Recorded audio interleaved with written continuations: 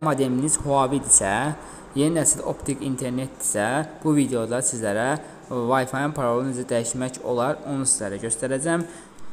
Google-a daxil olursunuz və axtarış bölümünə yuxarıda göstərilən kodu yazırsınız və belə bir ekran gələcək. Burada sizə kullanıcı ad və bir də şifrə, yəni istifadəçi ad və şifrə tələb edəcək. Bunu necə edirsiniz? Wi-Fi modeminizin arxasında şəkildə göstərəcəm.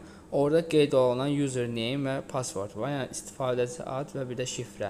Onun qarşısında yazılan məlumatları bu xanaların içərisində doldurursunuz və sonra giriş et deyirsiniz.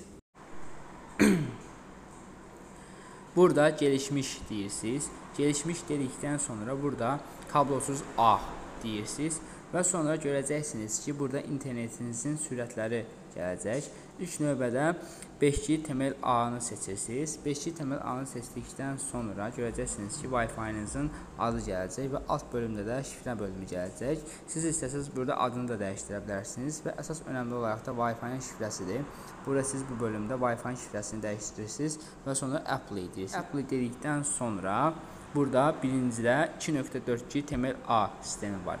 Buna daxil olursunuz və burada da eyni qaydada şifrəni dəyişdirirsiniz və şifrəni dəyişdirdikdən sonra apply deyirsiniz və bu qədər.